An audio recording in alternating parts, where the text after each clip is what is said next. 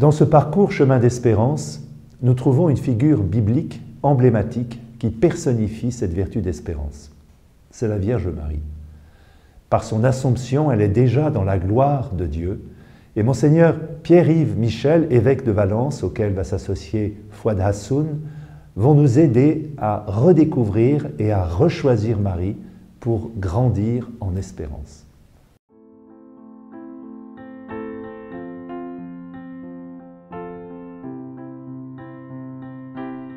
Bonjour à tous. Vous connaissez certainement tous cette belle méditation de Saint Bernard. Quand se lève le vent des tentations, si tu vas droit sur les récifs des tribulations, regarde l'étoile, appelle Marie. Dans les périls, dans les angoisses, dans les situations critiques, pense à Marie, appelle Marie. Je trouve que cette prière est particulièrement bénéfique en ce temps difficile que nous vivons, et elle met en lumière l'aspect tragique de la vie humaine et les nombreuses incertitudes auxquelles nous avons à faire face. Et nous pouvons vraiment nous tourner vers Marie, que le pape Benoît XVI présente comme l'étoile de l'espérance dans son encyclique de 2007, « Sauver dans l'espérance ». Presque au terme du parcours espérance, je voudrais méditer avec vous quelques instants sur Marie, étoile de l'espérance, et nous demander comment elle l'est pour le monde, pour nous, en nous laissant guider par quelques passages de Benoît XVI. Oui, en ce temps pascal, nous accueillons la lumière du Christ ressuscité, vainqueur du péché, de la mort, et c'est ainsi que nous pouvons comprendre le mystère de la Vierge Marie qui nous est donné comme mère. Marie est celle qui met au jour celui qui est l'espérance d'Israël et l'attente du monde. Par son oui, l'espérance des millénaires devient réalité. Avec Marie, avec sa confiance et sa foi en Dieu, le monde bascule du côté de la vie. Le catéchisme nous dit, elle est celle qui, la première et d'une manière unique, a bénéficié de la victoire sur le péché remporté par le Christ. Et saint Irénée médite avec de nombreux pères de l'Église, le nœud dû à la désobéissance d'Ève s'est dénoué par l'obéissance de Marie.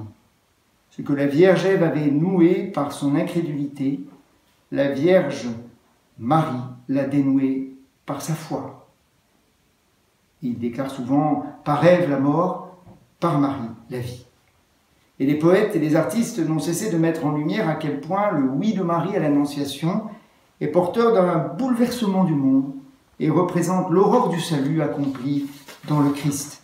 Pensons à ce qu'écrit Bernanos quand il écrit que Marie est plus jeune que le péché, plus jeune que la race dont elle est issue, et bien que mère par la grâce, mère des grâces, la cadette du genre humain. À l'autre bout du chemin de Jésus, nous retrouvons Marie, debout, au pied de la croix, Stabat Mater. Et cette position indique à quel point Marie, qui a gardé dans son cœur tous les événements de la vie de son Fils, participe comme par avance à sa manifestation comme ressuscitée. Elle prend sa part de souffrance, mais c'est comme si, au plus noir de l'épreuve, en voyant mourir son Fils, elle réentendait les paroles de l'ange « Sois sans crainte, Marie ». C'est en quelque sorte comme si Marie mettait en pratique les paroles que Jésus a dites au moment de la trahison, quand il dit à ses disciples « Ayez confiance, moi je suis vainqueur du monde ». Et à ce moment-là, Marie devient mère d'une manière nouvelle, mère des croyants. Peu après, avec la résurrection et même après l'ascension de Jésus, nous voyons Marie avec les apôtres attendre l'Esprit Saint dans la prière. Alors cela est mentionné discrètement au début des Actes des Apôtres, au chapitre 1er, mais au chapitre 2, Marie n'est pas mentionnée. Dans le récit de la Pentecôte, où le don de l'Esprit propulse ensuite les apôtres dans la prédication, pour publier les merveilles de Dieu et dans une langue que tout le monde comprend. En fait, Marie a en quelque sorte devancé les apôtres. Quand elle a chanté son Magnificat, c'est l'évêque qui m'a ordonné prêtre, le cardinal de Courtrai, qui nous avait fait découvrir cela en disant « Toute la prédication des apôtres, toute l'évangélisation, toute la catéchèse, toute la théologie était présente sous forme d'action de grâce et de prophétie dans le Magnificat. » Les merveilles qu'enseigne l'Église apostolique, eh bien, Marie les avait déjà portés dans sa prière, au plus intime d'elle-même, sous forme de louange. C'est très éclairant pour l'Église, surtout quand il y a des hésitations, quand il y a des défaillances avec nos péchés. Et c'est très encourageant pour les ministres de l'Église, les évêques, les prêtres, qui ne doivent jamais oublier que Marie est plus importante que les apôtres. Après son Assomption, le rôle de Marie, bien sûr, continue dans le ciel. Elle est celle qui intercède sans cesse pour nous obtenir les dons et nous permettre d'accueillir le salut. Et ce n'est pas étonnant que le Concile Vatican II affirme que Marie brille comme un signe d'espérance assurée et de consolation devant le peuple de Dieu en pèlerinage. Nous le chantons souvent, Marie est la première en chemin et elle nous entraîne à sa suite, si nous nous laissons conduire par l'Esprit comme elle. Oui, nous allons fêter le lundi de Pentecôte Marie, mère de l'Église, selon la belle expression de Paul VI, qui maintenant est vécue sous forme d'une fête le lundi de Pentecôte. Et nous sentons bien qu'elle est en elle, en Marie, l'Église est déjà la toute sainte.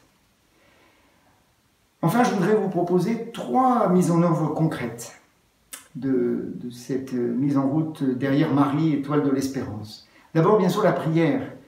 Marie est celle qui nous en prend sans cesse à prier et elle nous guide dans une prière humble, confiante, persévérante.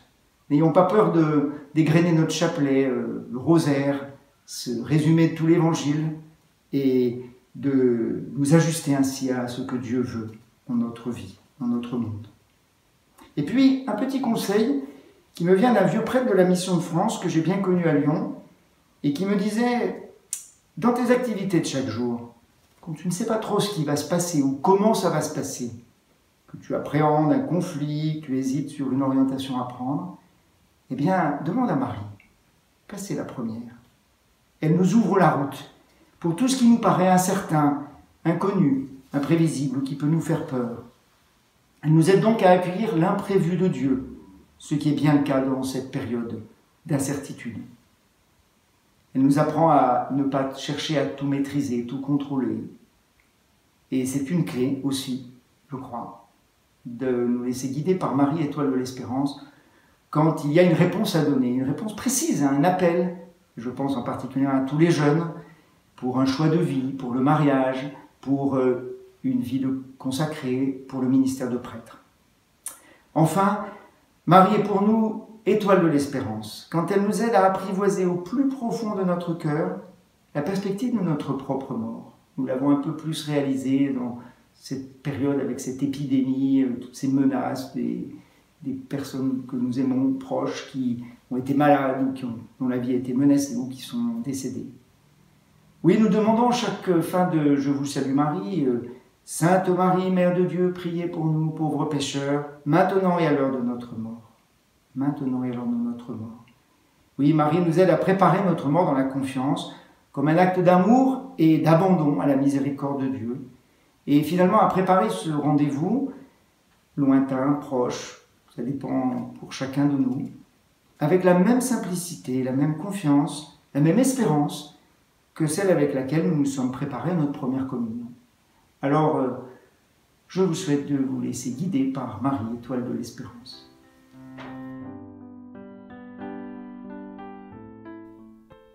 Toutes les générations me diront bienheureuse. Vierge Marie, dans le Magnificat, tu nous invites à la confiance, à entrer dans ton fiat à Dieu, dans ton oui à la volonté de Dieu.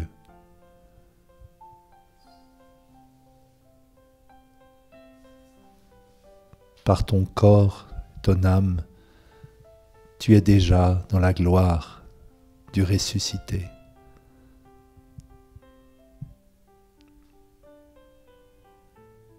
Accompagne-nous, Seigneur, par Marie jusqu'à toi. Elle est pour nous un guide, une promesse. Elle est pour nous figure d'espérance.